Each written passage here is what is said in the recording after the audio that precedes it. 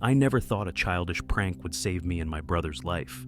It began in late September. My family cat had passed from old age a few weeks prior. I missed her terribly and assumed the strange things that began to happen were just echoes of my grief. When she was still alive, she used to scratch at my door until I let her into my room, and she used to use the crawl space as her own little home, sometimes hiding away for most of the day until pushing the door open in the middle of the night.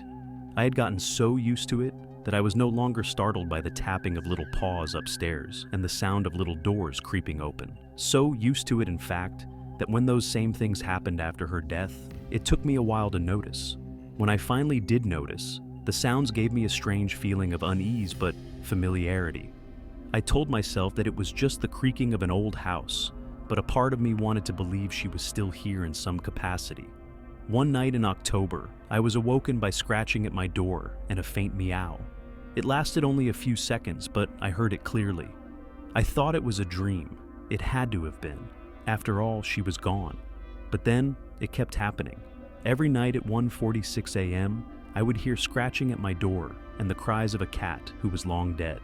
I told no one of it because even though it frightened me, I didn't want to lose what I had left of my dear cat. The scratching stayed the same until the night of October 21st, when it became harder to ignore. Everything was normal that night. My parents had gone out for the night, and my brother was sleeping downstairs. I watched YouTube until I fell asleep, with the glow of my laptop still on my face. When I heard the scratching, I wasn't even scared. It felt like any other night. Until it didn't stop. The scratching only got more frantic and the crying grew in volume with each swipe of a claw.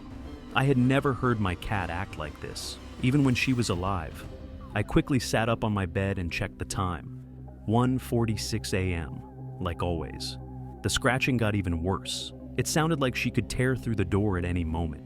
I got up from my bed and slowly cracked open the door. My heart was racing. I had no idea what I would see behind that door, but I had to open it. I opened the door only a crack, and suddenly it pushed open. However, there was nothing behind the door. I felt a strange presence, like something came into the room. I didn't know what else to do but to go back to bed and try to fall asleep. The next few nights were just the same. The scratching was almost deafening until I opened my door to let no one inside. It was creepy but comforting. Every time I opened the door, it was like my cat came to visit me from beyond the grave. The last night I felt her presence was a night I will never forget. To this day, it was the most horrifying night of my life. It was Halloween night. I had just come home early from a party so I could stay with my brother for the night, as my parents were out of town. We watched and made fun of Halloween movies from our childhood until midnight. I thought it would be funny to scare him with the scratching and meowing, so I told him to sleep in my room that night. I never thought a childish prank would save me and my brother's life. I got in my bed and he got in a sleeping bag beside me. He fell asleep almost immediately while I could barely keep still from the anticipation. Suddenly, my window flooded with light. I assumed it was my parents coming back early from their trip, but something felt off. The clock struck 1:46 a.m. Instead of scratching or meowing, the little door to the crawl space flung open. A dark figure rushed out and jumped right at me. I let out a scream, waking my brother beside me. The dark figure went through my chest and disappeared behind me. I was left hyperventilating and holding my hand to my chest. This wasn't a visit, it was a warning. I heard what sounded like someone trying to get inside the house, and without hesitation, I grabbed my brother and told him to go into the crawl space. He was groggy and disoriented, but did what I said. I followed behind him and moved a chair in front of the little door before closing it. I told him to be completely silent. We heard a big crash and then footsteps downstairs. Someone had broken through the window. I heard the stranger open all the doors and push things over. I felt my face go white as I heard the stranger start to come up the stairs. I held my hand over my brother's mouth and began to pray in my head.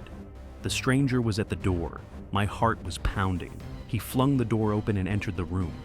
I could hear him flip my bed over and knock over my nightstand. I thought we were going to die.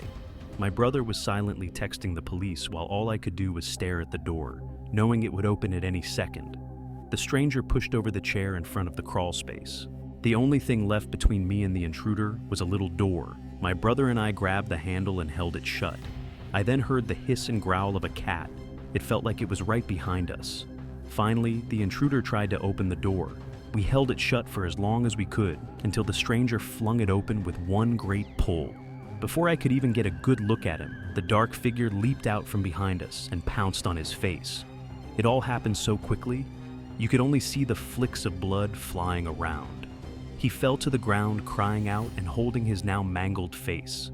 The dark figure ran into the shadows, and my brother and I ran out the door and down the stairs. We screamed for help out in the cold until the neighbors came outside to see what was wrong. The police arrived a short time after. It turns out the stranger was a drug-addicted ex-convict who was breaking into people's homes around the area looking for cash. They found him screaming in pain, covering his hollowed-out eyes. The police also found a knife beside him that he had taken from our kitchen.